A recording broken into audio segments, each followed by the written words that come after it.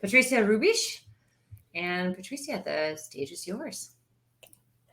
Thank you so much. Okay. Okay, my slides are up. That's good.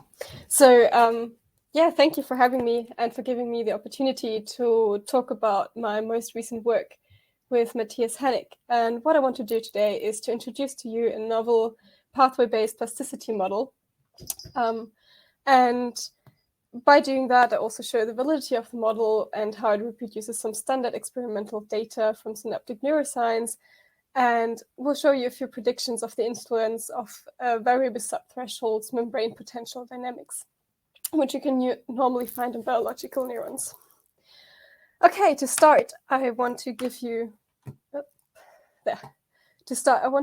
a quick overview of the voltage-dependent pathway model, or VDP in short. I will just use VDP to save a bit of time in the rest of the talk, and point out the very novel aspects of this model in comparison to conventional phenomenological models. As the name itself says, this model is a voltage-dependent model, and it focuses on postsynaptic plasticity-inducing processes.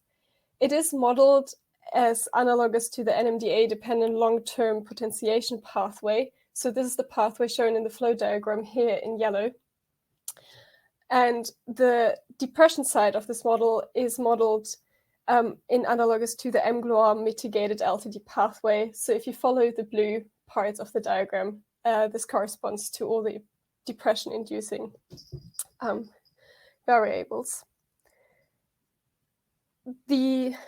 An important aspect of the VDP is that all plasticity updates are modulated by a postsynaptic calcium signal. So in short, this means if there is no calcium, there won't be any plasticity updates.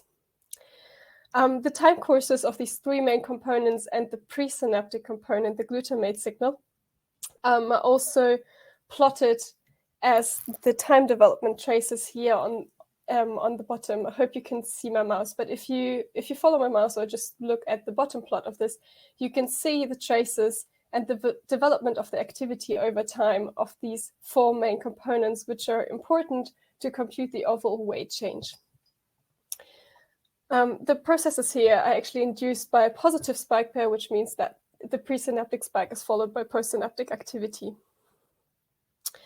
While the VDP emphasizes dynamical nature of plasticity-inducing processes and modeling those as by exponential differential equations,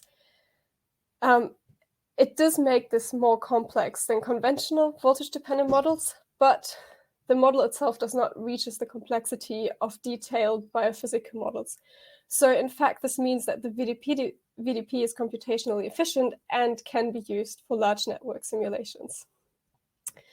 Therefore, you could say that the VDP actually builds a middle ground between complex biophysical and efficient phenomenological plasticity models.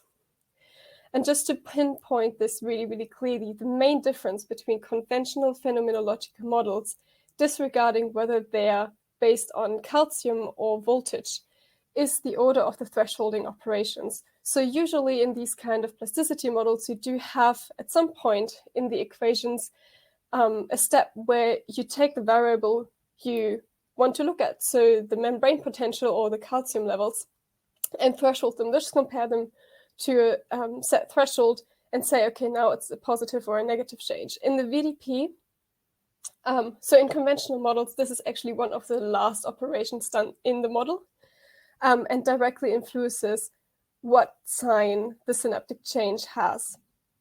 In the VDP, however, which is also a soft-bound threshold model, this thresholding operation only sets off the dynamics of the LTP and LTD pathways, and therefore only indirectly decides or influences the polarity of the weight change. So as you can see here on the bottom right plot, is that with most of the spike pairs, you will always have a phase where the synapse undergoes first potentiation and then gets depressed. It's just the difference between the overall potentiation and depression which decides what weight change the synapse undergoes in total. And to carry on, I want to show you the results of the replication of central experiments from Synaptic Neuroscience. So first, as it's a voltage-dependent model, it should be a given that the relationship between postsynaptic membrane potential and the weight change can be replicated. As you can see here in figure A, this is actually the case. The curve follows really nicely the effect often described in literature.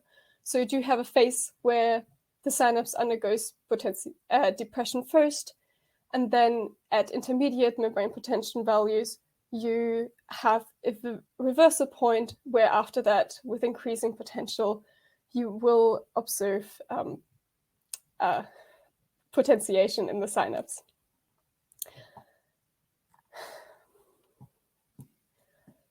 Okay, then as a second nice part of the VDP is that you can manipulate the dynamics of the different pathways and therefore decide whether you have a fast LTP activation or a slow LTP activation, for example. By manipulating these dynamics and changing the temporal constants and their amplitudes, the VDP can replicate different STDP kernels described in the literature. The setup here, just to mention this really quickly, is that we have a presynaptic spike train, which is connected to a postsynaptic neuron, which we actually simulated as Jl5 neuron. And these two are connected through VDP synapses. To have closely timed postsynaptic spikes, we injected a very high current into the postsynaptic neuron in one single simulation time step. So in this case, it would be 0.1 milliseconds, which forced the neuron to spike in the next time step. So back to the kernels. I have to admit, the first kernel, which is shown here, so the symmetric LTP LTD kernel, is a bit of an outlier. It is an outlier in the sense that it needs a slow glutamate signal, which is not the case for all the other kernel types, and it is highly variable to the parameters used. So even a very slight difference in the parameters can completely destroy the whole kernel in itself and revert it to either Hebbian or an anti-Hebbian STDP kernel.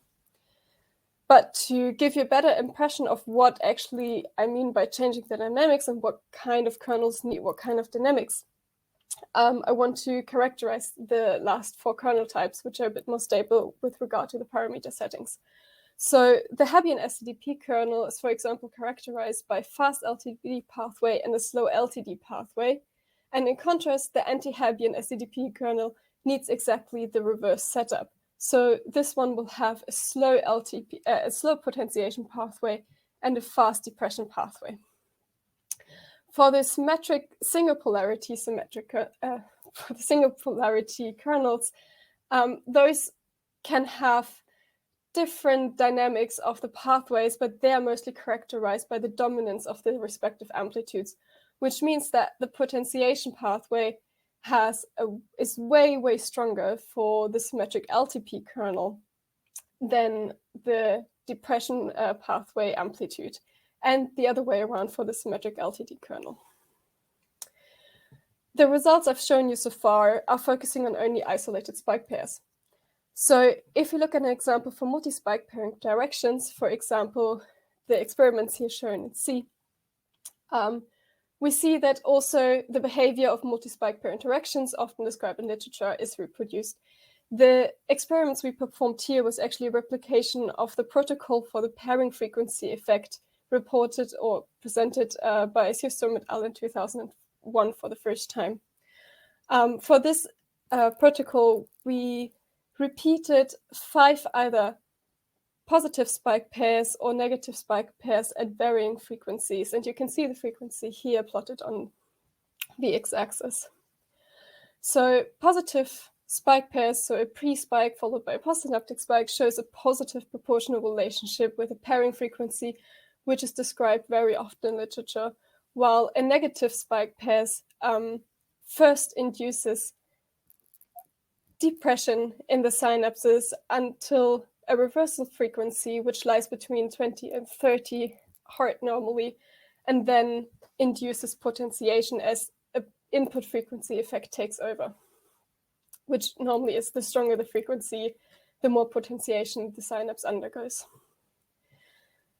So these were replications. There is another experiment you can perform to see how multi-spike interactions actually works in different plasticity models. However, there is not a lot of data to compare these triplet simulations to, but I wanted to show you the results anyway. So what we have done here is that we had the same setup, but instead of spike pairs, we paired triplets of spike in all the possible configurations between pre and postsynaptic spiking. And the two heat maps here show all the different configurations where one of the quadrant has the corresponding configuration of spiking plotted on top of it. So you can see directly to which combination the results actually refer to. So in general, the VDP predicts a very strong effect of postsynaptic spikes and exact postsynaptic spike timing, actually, which is not surprising if you keep in mind that the model is mainly based on postsynaptic induced plasticity processes. The results also show a nonlinear effect between the two different interspike intervals within the triplet, which is not a novel aspect found, but it's in so far contradicting as it does not agree with the hypothesis that one of the two interspike intervals is more decisive of the sign of the synaptic change than the others, which is a common assumption then. But again, unfortunately, there's not a lot of data to compare this to, so this is a prediction rather than actually a feature, a replication. The results I've shown so far are based on only one of the possible 15 excitatory neuron types of the Jl5 neuron model. And before I go on and discuss the predictions for all of these neuron models, I just want to reiterate about why we use the Jl5 neuron model and why it is so important that actually the plasticity model is compatible with this neuron model. So the Jl5 model is a neuron model including after spike current, voltage-dependent reset, and a variable spiking threshold. And especially the voltage-dependent reset impairs conventional phenomenological voltage models from deriving consistent predictions for different subthreshold behaviors seen in biological neurons.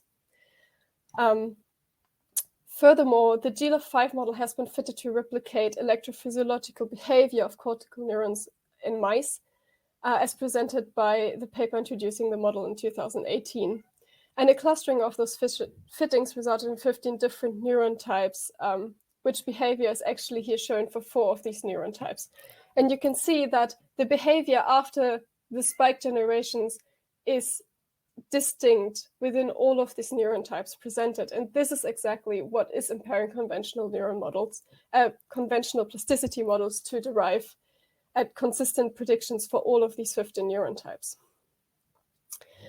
However, the VDP is actually able to predict stable results and especially stable STDP kernels for all 15 neuron types, using the same parameter settings in all of the experiments. But if you compare the relative area of potentiation to the relative area of depression, so the LTP to LTD balance of these produced neuron types, you can see a group difference. And interestingly, this group difference is between conventionally excitatory labeled neurons, which would be the group here from E0 to CTGF, and conventionally inhibitory labeled neurons, so the neurons from E9 to the parvalbumin neuron. The excitatory neuron group does show a few outliers, but these outliers can be directly referred back to the subthreshold dynamics, and they show a very big difference in their behavior in the electrophysiological properties above, as you can see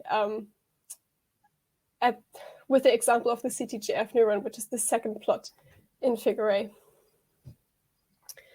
Interestingly, this group difference is not present if you look at the results for the pairing frequency protocols. The pairing frequency protocol actually illustrates the influence of individual dynamics of the different neuron types. While the majority, so overall 11 out of the 15 neuron types, reproduced the reported effect as shown before, and here again plotted with the example of the neuron type E2, you can find qualitatively two different variations of this behavior. The first one is shown by the example here of E0, and you can see that both positive and negative spike pairings are actually affected with these variations. Both positive and negative spike pairings show a decrease in amplitude of their update, while the sign stays the same. The second variation is only affecting the positive spike pairs. And here you can see that there is a modulation at intermediate spiking frequencies. So instead of increasing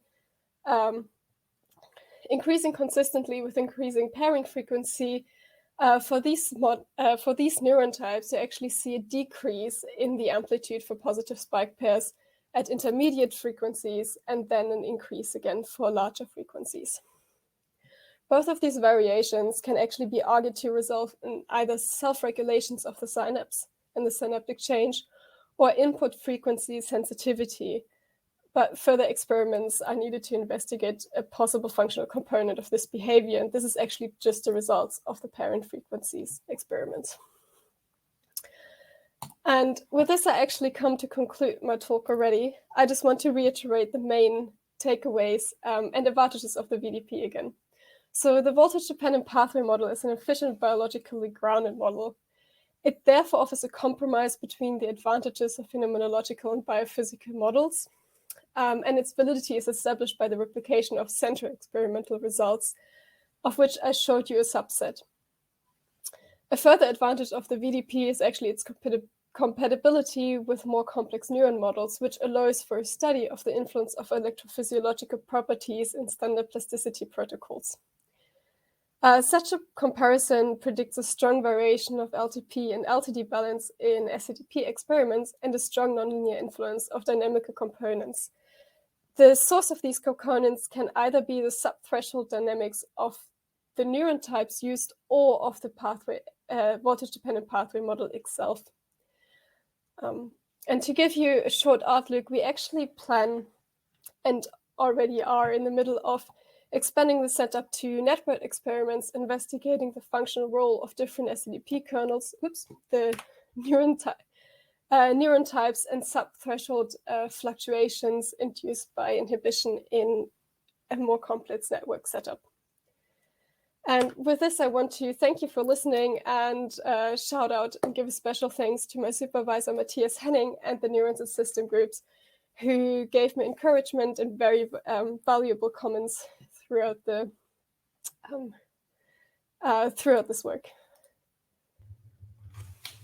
Thank you very much. Really interesting talk. Unfortunately, we do have to move directly on to the next talk. But if you do have questions, please put them in the Ask a Question box, or we can go to Discord for some more discussion. So thanks, and we will now...